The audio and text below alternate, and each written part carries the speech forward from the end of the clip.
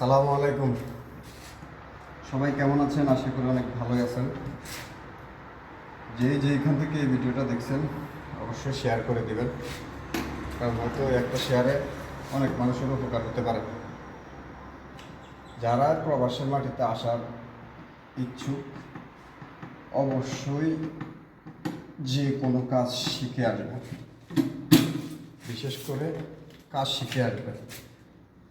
কাজ শিখে না আসলে কি হবে, পরবর্তীতে আপনাকে ভোগান্তি করতে হবে। কারোর সাথে যদি ফ্রি বিষয় কেউ আসেন, তাহলে কাজ জানা না থাকলে বিদেশে আসি কোনো লাভ নেই। আপনার দেশের বাড়ি কোন জায়গা? আমার দেশের বাড়ি কুমিল্লা।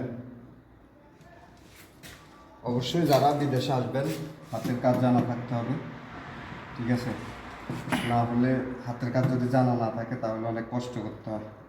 ভাই আপনি কি দেশে দেশে আপনি কাজ শিখে আসছেন না প্রবাসে এসে শিখছেন? আমি দেশ থেকে কাজ শিখে আসছি।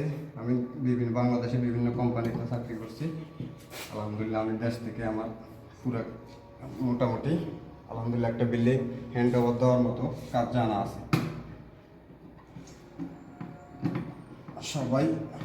সবার উদ্দেশ্যে এই কথাগুলো বলা যে আসলে কোনো কাজ না জেনে প্রবাসে আসা একদম বোকামি।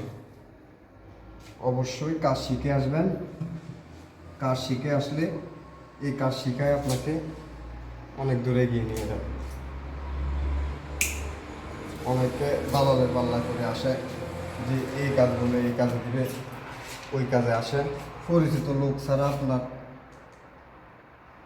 সৌদি আরবে না আসায় ভালো, না হলে অনেক কষ্ট করতে হয়, ভোগান্তি হয়।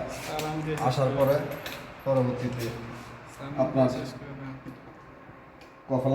কফলা করার জন্য আবার চাপ দেয় দাঁড়ালে।